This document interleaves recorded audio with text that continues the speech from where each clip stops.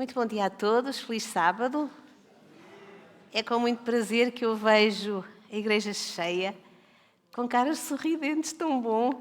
É um calorzinho que chega aqui acima para quem está nervoso, não é? Lá em cima também. Meus queridos irmãos, é muito bom estar convosco.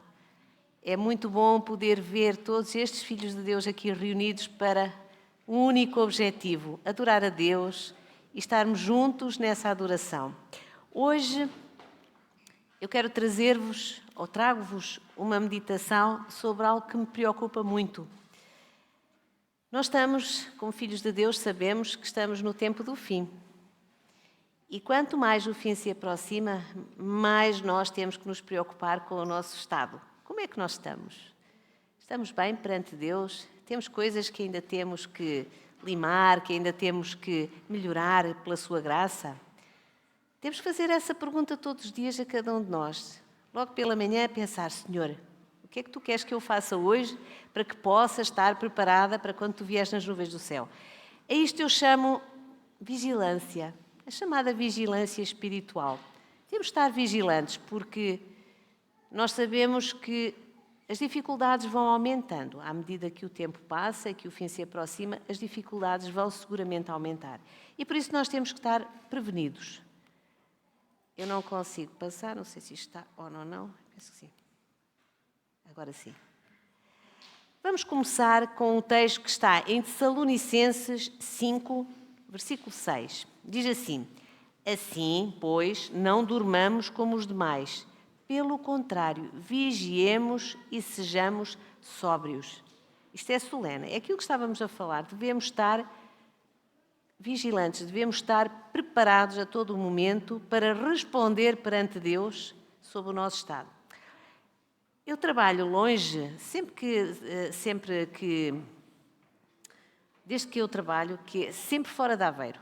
Nunca trabalhei, sempre vivi em Aveiro ou Ilha, portanto aqui na zona, mas nunca trabalhei perto de casa. Todos os dias tive sempre que me deslocar entre 25 a 30 quilómetros para cada lado para poder ir para o trabalho e voltar para casa.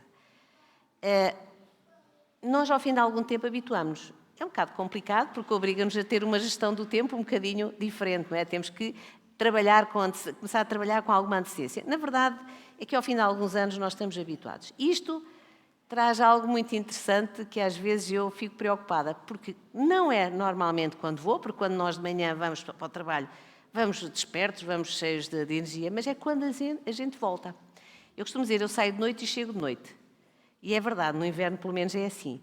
E às vezes, quando eu venho para casa, é comum, assim, já bem pertinho de casa, eu começar a ficar meia ensonada. Parece que o fim nunca mais chega. E começa o corpo ali a dizer, ai caramba, o descanso já vinha.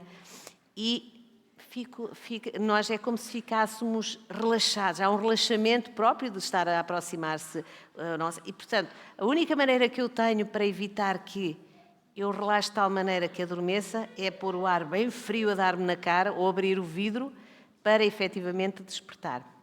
Estas viagens muitas vezes com trânsito, fazem-nos ficar sonolentos e, transpondo isto para a nossa vida espiritual, fazem-nos baixar a guarda. Vamos falar que nós estamos nesta viagem. Nós, efetivamente, somos peregrinos, estamos a viajar. Estamos a ir rumo ao céu. E como se está a aproximar o nosso destino, porque nós sabemos que ele está perto, nós corremos um sério risco de baixarmos a guarda, de ficar sonolentos. Não se esqueçam que nós somos a igreja de Laodiceia. O que é que são os laodiceanos? Mornos. Estão ensonados, estão assim, relaxados, tranquilos, às vezes, demais. Bom, o que é estar vigilante? O que é que isso quer dizer? Quer dizer que temos que agir com atenção e muita preocupação e precaução para evitar o quê? Riscos e perigos. Temos que ser cuidadosos, muito cuidadosos. E temos que permanentemente ter este comportamento vigilante, sendo prudentes e prevenidos. Há muitos textos bíblicos que nos falam da vigilância. Jesus alerta-nos para isso. Ora, vamos ver. Vou-vos dar aqui 3 exemplos. Somos exortados permanentemente à vigilância. Vejam o que é que Jesus disse. Está em Mateus 26, 41. Vigiai e orai. Para quê? Para que não entreis em tentação. Olha o que Paulo diz e aconselha. Vigiai, estai firmes na fé. Falávamos agora na escola sabatina sobre a fé. É pela fé que nós nos movimentamos espiritualmente. É pela fé que nós crescemos. É pela fé que nós avançamos confiantes. Mas vigiai, estai firmes na fé. E João escreveu em Apocalipse o seguinte: bem-aventurado aquele que vigia. Ora, com tantos, e há muitos mais textos na Bíblia a falar sobre a vigilância, a falar sobre isto. Quer isto dizer que é um alerta. Jesus está-nos a dizer, atenção, por favor não adormeçam, por favor mantenham-se vigilantes, porque os tempos são solenes. Vigiar é tão essencial à nossa vida cristã como a oração. Ellen White também escreveu muitas coisas sobre isso e escreveu algo que me abanou um bocado e seguramente vos poderá abanar a vós também. Vejam o que é que ela diz. O inimigo também vigia, não somos só nós. Aquele que nós mais tememos também vigia. Diz assim, Satanás vigia cuidadosamente, para quê? Para encontrar cristãos fora da guarda. Diz assim, se os seguidores de Cristo se lembrassem de que o preço da vida eterna é a eterna vigilância. Atenção, ela está-nos a dar aqui um alerta. Nós temos que nos lembrar que o preço da vida eterna depende desta vigilância permanente. Jesus advertiu em várias ocasiões quanto à necessidade de ser mantida uma vida vigilante, com muita oração. Em Mateus 24, que é o texto sobre o qual nós vamos hoje falar, Jesus começa por predizer a destruição do templo, fala sobre as grandes calamidades e os sinais do juízo vindouro. Ele estava a falar com os seus discípulos sobre isto tudo. E estava a alertar para o facto de ninguém saber o dia final. Algum de nós sabe? Não, ninguém sabe. E ele estava a alertar os seus discípulos. Ninguém sabe, portanto, vocês têm que estar preparados. E, por isso, ele fala da grande importância de se vigiar e esperar a todo o tempo a vida do Salvador. Vejam o que é que diz em Mateus 24, 42. Vamos começar a abrir, porque nós vamos ter aqui para Mateus mesmo. Portanto, em Mateus 24, vamos já lá colocar-nos no nosso capítulo. Em 24, 42, o que é que nos diz Jesus? Diz-nos assim, portanto, vigiai. Porquê? Porque não sabeis em que dia vem o vosso Senhor. Ora, se nós não sabemos, o que é que temos que estar? É preparados já, hoje, todos os dias. Não é dizer amanhã, olha, quando eu for os mais novos, quando eu for mais velho, eu vou pensar nisso. Nós mais velhos é assim, hoje não, hoje estou cansado, hoje não me dá jeito nenhum, talvez amanhã. Não! Isto é urgente, é premente. Estamos a falar da nossa salvação. Não podemos procrastinar, não podemos passar para a frente. Temos que tratar dela hoje, é hoje mesmo. As advertências para tomar cuidado e vigiar constituem um tema recorrente aqui neste capítulo 24. E para ilustrar a importância de permanecer alerta, Jesus contou imensas parábolas. Olha, pelo menos 6 estão aqui.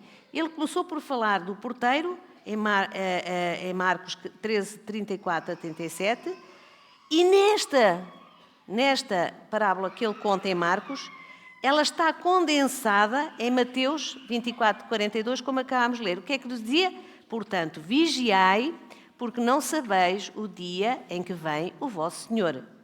Ele contou também do pai de família, no verso 43, 44 de Mateus 24, do servo bom e do servo mau, nos versos 45 a 51, das 10 virgens, já em Mateus 25, do verso 1 ao verso 13, dos talentos, do verso 14 ao verso 30, e do grande dia do julgamento.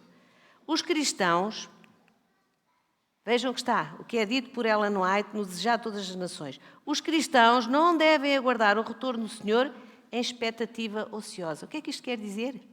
Que não podemos estar preguiçosos e dizer, não, hoje não. Irmãos, quando nos apetecer dizer hoje não, façam que seja mesmo hoje. Temos que ter essa firmeza. Hoje sim. Enquanto esperam e observam, devem estar vigilantes para purificar a vida pela obediência à verdade e na dedicação com que trabalham pelos outros. É seu privilégio não apenas aguardar, mas quê? Apressar o dia de Deus. Então quer isto dizer que depende também de nós Jesus voltar rapidamente. Depende de estarmos preparados e de ajudarmos os outros a estarem preparados. Esta é a nossa missão. Este é o nosso dever perante o nosso Deus. Foi isso que Ele nos disse. Ide e pregai. Para eu ir e pregar, eu tenho que estar preparada. E quando eu for ir pregar, vou ajudar a preparar outros que não estão ainda preparados. Diversas vezes Jesus tratou desta questão. Vamos pegar na parábola dos dois servos, que está então em Mateus 24 e que começa no versículo 45. Se formos, a gente já vai ler isso. É a parábola do bom servo e do mau servo. Então, o que é que nos diz esta parábola? Vamos ler em conjunto.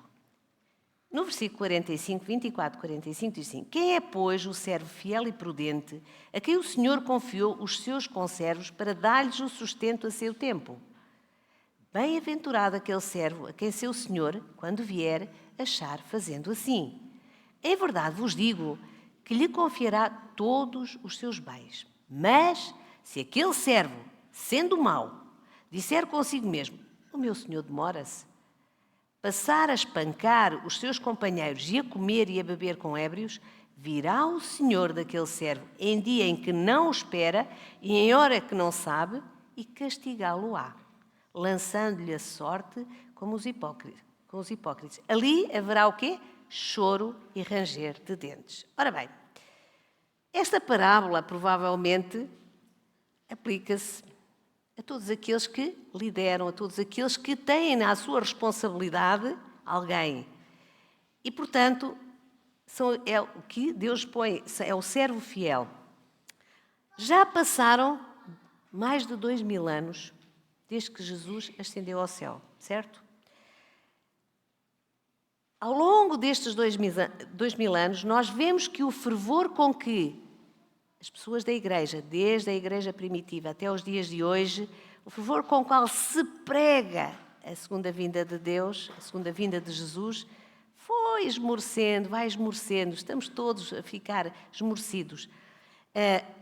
Está quase a apagar-se, mas nós sabemos que Cristo vai voltar. E muitas pessoas vão esmorecendo esta vontade de pregar porque pensam assim: ainda falta algum tempo. Com certeza não é já, não vai ser no meu tempo. É claro que os sinais já nos mostram que, efetivamente, muita coisa está a acontecer, mas ainda assim falta, porque ainda falta este sinal, falta aquele, e as pessoas vão dizendo: ok, ainda tenho tempo. É neste momento que precisamos nos lembrar da mensagem que Jesus nos deixou. Estai vós também apercebidos, porque virá a hora que não imaginais. Em Lucas 12:41, tem exatamente esta parábola que está em Mateus 24.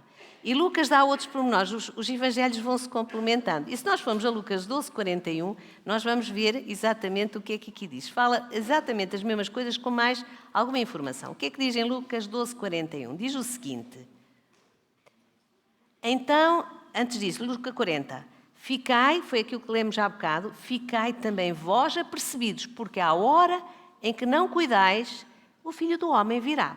E depois diz o seguinte: então Pedro, ele estava a falar com os discípulos, então Pedro perguntou: ó Senhor, profere esta parábola para nós ou é para todos? Disse o Senhor: quem é, pois, o mordomo fiel e prudente, a quem o Senhor confiará os seus conservos para dar-lhes o sustento a seu tempo?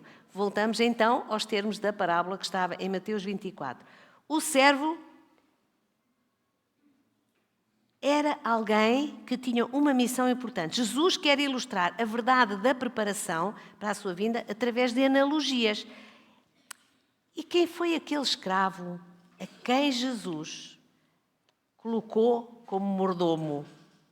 Não de Jesus diretamente, mas de do maior homem que existia à face da terra naquela altura. Foi José. É um dos exemplos que Jesus nos dá. José que foi governar primeiro a casa de Potifar e depois a casa de Faraó. Foi um servo fiel.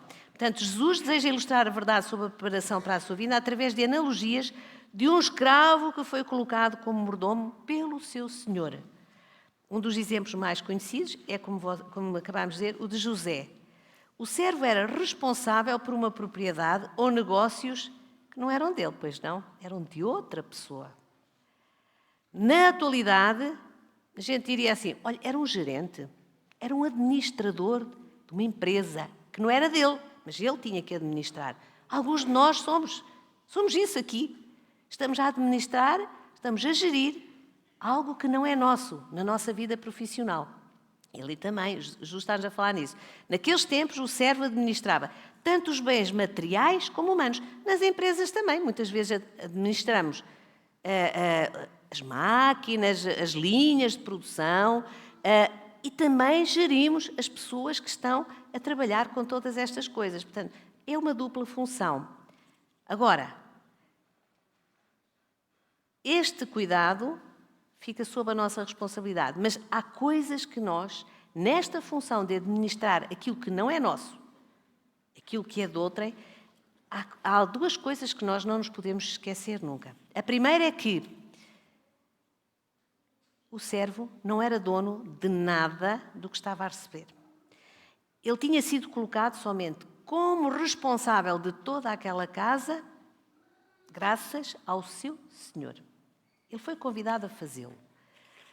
Ele era responsável por todas as coisas das quais tinha que prestar contas. Nós somos chamados sempre a prestar contas sobre os trabalhos que fazemos, sobre aquilo que gerimos, sobre aquilo que administramos.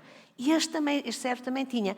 E tinha que prestar contas quando o seu dono ou o seu senhor voltasse. Ele entregou-lhe as coisas. Agora, governas, tratas. Quando eu voltar, vais-me dizer o que é que tu fizeste com aquilo que é meu. E o texto diz o seguinte, para lhes dar a tempo a ração, a tarefa de alimentar a casa, em seu devido cuidado, mostra um cuidado muito especial que o servo deveria ter por cada uma das coisas, porque tinha sido responsabilizado. Ele era quase como um pai. Agora comecem a pensar, vamos transpor isto para a nossa vida. Cristo pergunta por um servo fiel e prudente e acrescenta, bem-aventurado, está ali escrito, bem-aventurado, ou seja, feliz, aquele servo a quem o Senhor, quando vier, achar fazendo assim. Jesus descreve a felicidade e a alegria à espera do mordomo fiel e prudente que cumpre com o que foi confiado ao Senhor. É como nós. Se nós estivermos a cumprir a nossa parte, quando o Senhor vier, nós ficamos felizes. Sabem porquê? Porque fizemos aquilo que era suposto ser feito. Cristo acrescenta uma promessa para esse servo, que o seu Senhor o responsabilizará sobre todos os seus bens. É recompensa. Sobre o pouco foste fiel, sobre muito porei. Não somente sobre a sua casa, mas sobre tudo o que lhe pertence. Tudo isso vai acontecer com o servo quando quê? Quando o Senhor chegar e vir e encontrar o servo cumprindo toda a sua responsabilidade. Hoje em dia, devemos sempre aplicar transpor todas estas, tudo isto que aprendemos na Bíblia para a nossa vida, porque é isso que Jesus quer que a gente faça. Raciocinarmos, pensarmos, meditarmos sobre o que estes ensinos têm a ver com a nossa vida do dia de hoje. E elas têm muita coisa a ver. Cristo quer que nós pensemos. Hoje em dia há uma tendência para acreditar que tudo aquilo que nós temos, sejam as nossas características pessoais, sejam os nossos bens, seja aquilo que possuímos, que é tudo nosso. E nós dissemos, olha, a nossa casa, o nosso carro, os nossos filhos, o nosso corpo, é tudo nosso. Pois é. E como é tudo nosso, podemos fazer aquilo que muito bem nos apetecer. Pois é. A verdade é que nós não somos donos de nada. Em Deuteronômio, nós vamos ler Deuteronômio 8, versículos 17 e 18. Vamos voltar um bocadinho para trás, vamos para o Antigo Testamento, Deuteronômio 8.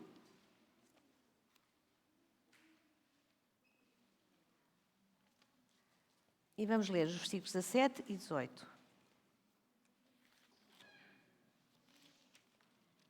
Olhem o que diz aqui. Não digas, pois no teu coração a minha força e o poder do meu braço me adquiriram estas riquezas. Antes te lembrarás do Senhor teu Deus, porque é Ele que dá a força para adquirir riquezas. Então não somos nós. Então tudo aquilo que temos é o Senhor que nos dá. Então, nós temos que nos lembrar que nada daquilo que nós temos é nosso. Tudo pertence àquele que nos dá. Tudo pertence a Deus. E quando nós nos mentalizarmos e interiorizarmos no nosso coração e na nossa mente que nada é nosso, a nossa atitude vai mudar. A nossa visão das coisas tem que mudar. O egoísmo tem que começar a desaparecer. O eu tem que começar a morrer, a definhar. É isso que Deus está aqui a mostrar-nos. Nós temos que morrer para que Deus possa viver em nós. Não somos donos de nada do que temos. Somos apenas mordomos, administradores, gerentes de todas estas coisas que o Senhor nos concede. Portanto, todos os nossos bens materiais, tempo, dinheiro, habilidades e até mesmo o nosso corpo pertencem a Deus. Somos responsáveis diante de Deus.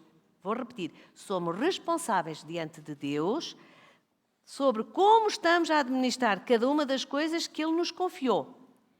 E talvez a pergunta que nós devemos fazer é: como estou eu a administrar o corpo que Deus me confiou? Como estou a administrar os bens que Deus me deu?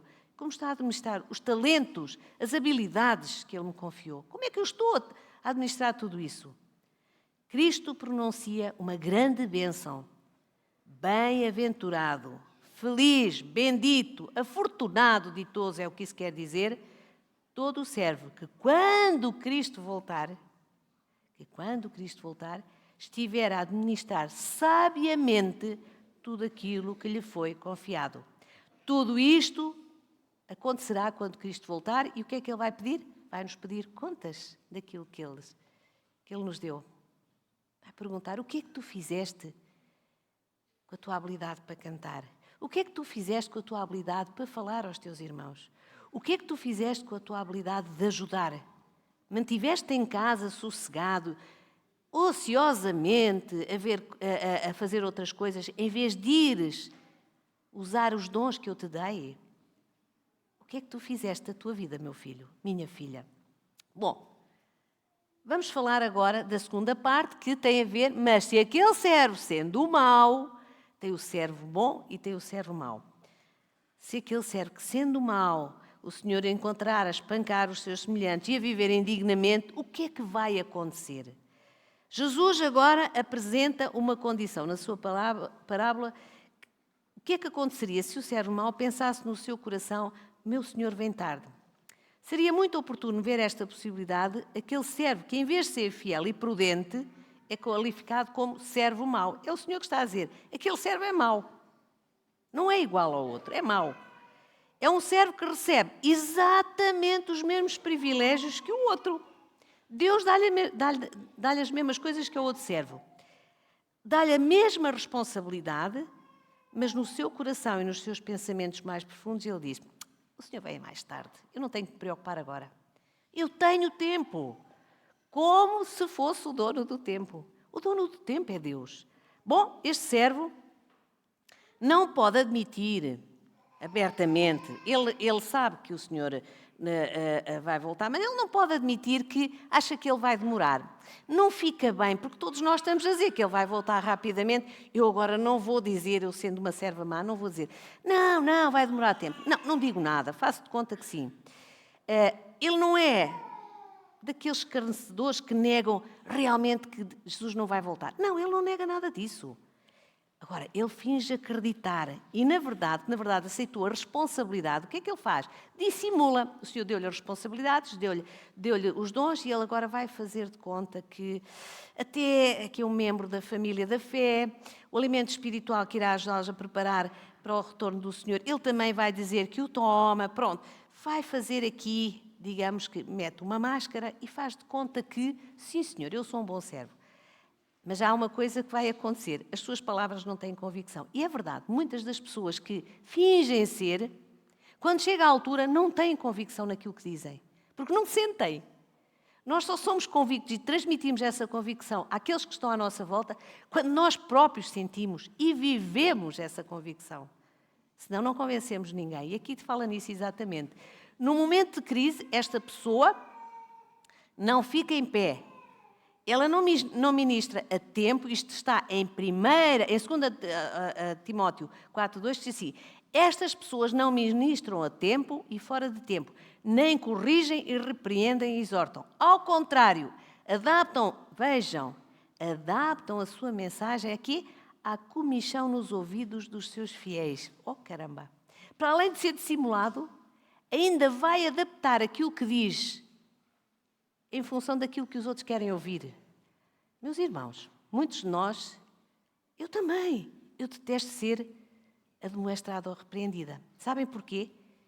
Não é porque eu seja melhor que os outros, mas é porque fico com a noção que fiz mal. E quando eu fico com a noção que fiz mal, fico muito incomodada comigo própria, não com aquele que me admoesta. E é muito mais fácil eu receber elogios do que estar a receber uma repreensão. Muitas vezes aqui de cima surgem admoestações e repreensões que não é a pessoa que está a transmitir, mas é o que está escrito na Bíblia. E as pessoas não gostam. Saem daqui aborrecidas. Caramba, credo, também só servem para dizer coisas más. Não são capazes de nos animar. Mas sabem uma coisa? Nós não estamos em tempo de dizer coisas para nos animarem. Estamos em tempo de dizer a verdade para que nós possamos estar em guarda e estarmos despertos para aquilo que é necessário. Quando só vos disserem coisas para vos animar, desconfiem. Porque alguma coisa não está bem. E estes seres maus fazem isso. Dizem aquilo que eu quero ouvir. Eu fico toda contente. Entro em quê? Entro outra vez em relaxamento. Ele só me está a dizer que Deus é amor, que Deus faz, que Deus nunca vai ter atitudes de me perguntar o que é que eu fiz da minha vida, porque Ele ama-me. Cuidado, irmãos. Muitos vão cair assim. Jesus continua com a parábola mencionando a vinda do Senhor, daquele servo, mas em dia e em hora que ele não está à espera, porque ele não está em guarda, ele não está à espera. É importante perceber que a vinda de Cristo será repentina e inesperada, somente para aqueles que não vivem de acordo com a palavra de Deus. Porque aqueles que vivem de acordo com a palavra de Deus estão à espera a todo momento. Pode ser hoje, pode ser daqui a um bocado, pode ser amanhã, ou pode ser daqui a 100 anos, não interessa. A vinda do Senhor, por defeito, virá para mim no dia em que eu descer ao pó da terra. Porque quando eu voltar a acordar, Ele já está ao meu lado. Portanto, nós não sabemos. Os filhos de Deus não estão nas trevas sobre a vinda de Cristo. É o que está escrito em 1 Tessalonicenses 5:4. Agora, quando Deus diz ali, castigá-lo-á, mesmo que o texto original em grego diz, vai-te cortar em 2, ou cortará em 1000 pedaços, é o que Deus diz. O castigo é cortar-te em 1000 pedaços, é o que diz no texto original. A Bíblia mostra que a punição para este servo será extremamente severa. Além disso, a sua parte, isto é, a sua herança, as coisas que lhe pertenciam, serão destinadas aos hipócritas. Bom, algumas horas antes de Jesus estar a falar esta parábola aos seus discípulos, ele tinha estado a falar dos hipócritas. Ao referir-se a quem? Aos fariseus e aos escribas. Ele tinha estado a explicar. São uma série de textos que estão também aqui em Mateus 23. Tem uma série de coisas que são os ais. Ai daquele, ai. Pronto. As pessoas que conheciam muito bem a palavra de Deus, mas que não davam o testemunho correto de fidelidade e integridade, mas apenas viviam numa aparência externa, o esforço que elas faziam para fingir diante as outras pessoas e a grande fidelidade a Deus contrastavam com o coração que estava completamente a leste de Deus. Isto está em Mateus 23:27. E diz assim: ai de vós, escribas e fariseus, hipócritas, porque sois semelhante a quê? A sepulcros caiados. Por fora era uma beleza, por fora era a imagem perfeita de espiritualidade, de bondade. Por dentro era completamente diferente. Por isso é que Jesus chamou-lhes sepulcros caiados. Era só por fora. Agora, a parábola termina, olha o que está ali escrito, e ali haverá choro e ranger de dentes. Pois é, as consequências são terríveis. Isso aparece também em Apocalipse, que fala que, ao contrário, quando Jesus voltar e quando formos para a nova terra, vai deixar de haver choro, vai deixar de haver ranger de dentes. Nós vamos ser felizes. Aqui é ao contrário para aqueles que não querem e não vão querer estar do lado de Deus. Para nós hoje, até pode ser que nós não neguemos a Deus, mas no fundo do nosso coração continuarmos a dizer que Deus ainda vai demorar algum tempo. Então, se Deus ainda vai demorar algum tempo, deixa-me gozar um pouco a vida aqui, que até nem é mau. Há coisas tão boas que a vida nos pode oferecer, então deixa-me gozar. Até pode ser que estejamos a assumir as nossas habilidades, talentos, posição social, funções e outros privilégios que Deus nos dá, porque Deus concede-nos isso. Ouvimos já vezes sem fim aqui dizer que não é pecado ter dinheiro, não é pecado ter posição social, nada disso. Pode ser pecado a maneira como usamos o nosso dinheiro e a nossa posição social. E é isso que exatamente está aqui. E usando mal, como? Na nossa posição, às vezes, social, para desprezar os outros, achar-nos superiores aos outros, rebaixá-los, olhar de lado para as pessoas, não as tratar com bondade e com amor. Isso sim. Talvez algumas pessoas que tenham essa posição possam fazer isso. Ou talvez até estejamos a viver uma vida desperdiçada, uma vida dupla. O que é viver uma vida dupla? Eu venho ao sábado aqui, vou à escola, assisto à escola sabatina, eu assisto ao culto, eu canto, eu louvo ao Senhor. Pronto. Acabou o culto, despeço-me do pregador, despeço-me dos irmãos e vou para a minha casa. E a minha vida, a segunda vida, começa aí. Isso é chamar a ter uma vida dupla. Ou seja, esquecendo a importante tarefa que o Senhor nos confiou, que é de cuidar da sua casa, de ser um servo fiel e de ser íntegro e de ser coerente. Aquilo que eu ouço, aquilo que eu prego, aquilo que eu falo, ser aquilo que eu vivo na realidade. Ou seja, irmãos, cuidado. O sábado é o dia em que nós nos congregamos e que é um dia maravilhoso, podemos estar todos juntos, entre nós e com o nosso Deus. Mas o sábado tem que continuar pelos outros 6 dias da semana. Porque a nossa missão não termina aqui. A nossa missão não é vir ao sábado, ao culto, à escola sabatina. A nossa missão é vir aqui, efetivamente, porque o Senhor pede para nos congregarmos, para estarmos juntos. Por isso Ele criou a sua igreja e deu-nos esse exemplo. Mas pede-nos que aqui a gente venha fazer refrescar a nossa vida espiritual, ganhar forças espirituais, para depois prosseguirmos a nossa missão durante a semana. Porque é durante a semana que nós estamos lá fora. E é lá fora que estão as pessoas que precisam de ouvir falar do Senhor. Portanto, atenção, que aquilo que a gente aqui faz, aquilo que a gente aqui ouve, seja aquilo que praticamos e pomos em prática na nossa vida. Eu vou-vos pôr um texto que Ellen White escreveu, que eu acho que é muito importante. Atenção, Deus chama-nos a ser servos fiéis, vigilantes e que oram constantemente ao Senhor, pedindo-lhe a força e orientação para podermos fazer a sua vontade. Veja o que é que Ellen White escreve. Não sei se vocês conseguem ler, mas eu vou ler. Tem havido e continuará a haver entre os nossos obreiros os que não sentem necessidade de Jesus a cada passo. Estamos a falar de nós adventistas aqui sentados. Portanto, alguns que não sentem necessidade de Jesus a cada passo. Julgam que não podem tomar tempo para orar nem assistir a reuniões religiosas. Têm tanto que fazer que não encontram tempo para conservar a alma no amor de Deus. E quando isto acontece, Satanás está em ação para criar vãs imaginações. Obreiros que não são diligentes nem fiéis produzem um mal incalculável.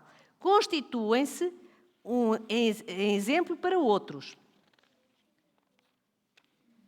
Quando os homens que pretendem ser representantes de Cristo revelam ser inconversos, de caráter grosseiro, egoísta, impuro, sabe o que é que Ellen White diz?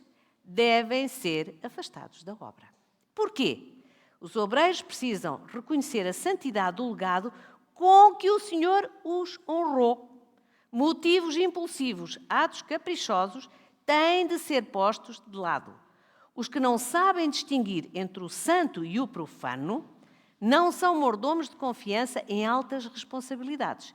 Quando tentados, trairão a confiança neles depositada.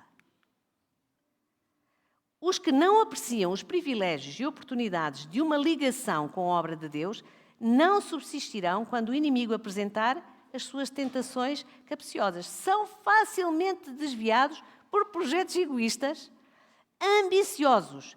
Se, depois de lhes haver sido apresentada à luz, ainda deixarem de discernir entre o correto e o errado, quando antes forem desligados da instituição, tanto mais pura e elevada será a reputação da obra.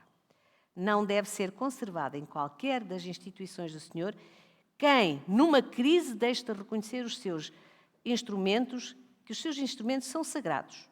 Se os obreiros não têm satisfação na verdade, se a sua ligação com a instituição não os torna melhores, vejam, se isto não nos torna melhores, não lhes traz amor à verdade, então, depois de prova suficiente, afastai-os da obra. Pois a sua irreligião e descrença vai influenciar todos os demais. Por meio deles operam anjos maus para desviar os que entram como aprendizes.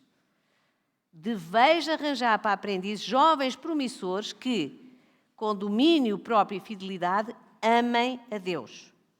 Mas se os puseres em convivência com os outros que não têm amor a Deus, estarão sob o perigo constante da influência irreligiosa. Os insinceros e profanos, os que são dados à tagarelice, que vivem a comentar as faltas alheias, ao passo que se descuidam das próprias, devem ser afastados da obra.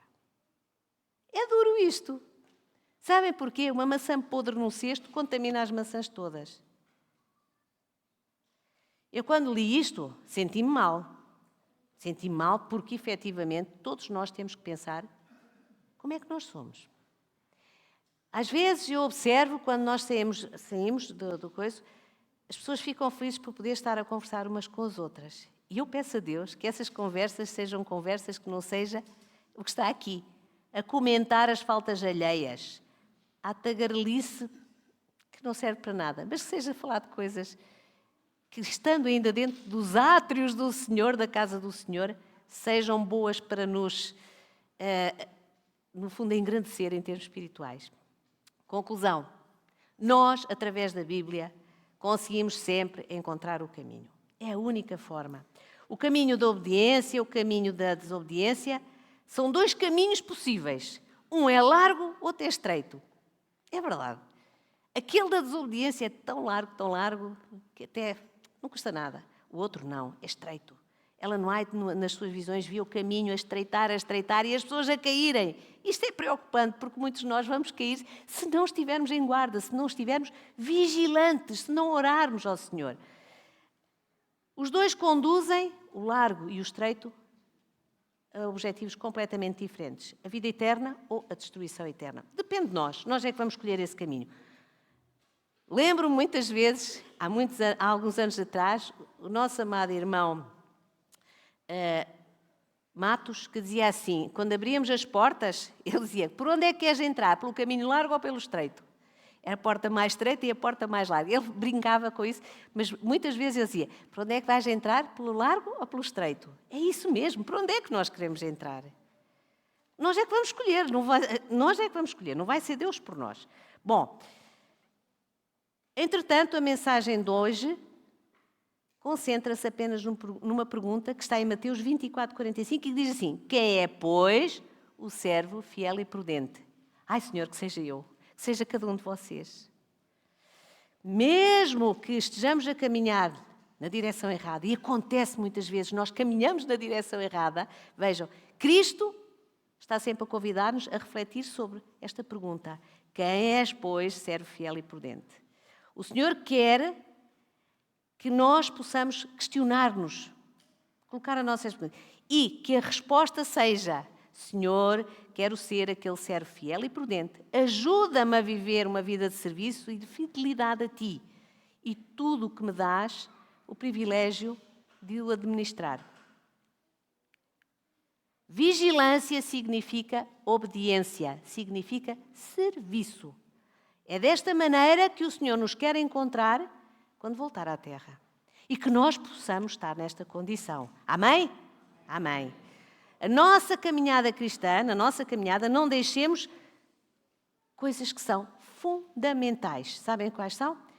Estudar a Bíblia, orar e vir à igreja para estarmos uns com os outros. Nós precisamos uns dos outros para nos estimularmos, para nos fortalecermos, para nos ajudarmos mutuamente nesta caminhada que o Senhor, em que o Senhor nos está a apoiar.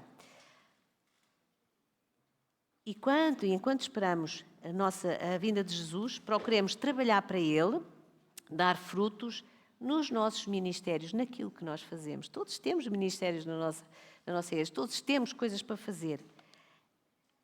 Quero acabar com uma coisa muito interessante que eu não é, está aqui atrás, não a tenho aqui. Quero acabar com um texto muito engraçado e uma curiosidade. A palavra amêndoa, na língua hebraica é shaked e tem a mesma raiz do termo vigilante. Agora vejam porquê. A amendoeira, quando vem a primavera, ou quando há já o pronúncio da primavera, ela é a primeira árvore a dar flor. É a primeira árvore a despertar daquilo que se chama o sono do inverno. É como se ela estivesse a vigiar a chegada da primavera. Pegando neste exemplo, é assim que Deus quer ver-nos hoje e sempre, despertos, ativos e em plena comunhão e ação. Este é o meu desejo e a minha oração para todos nós hoje. Amém.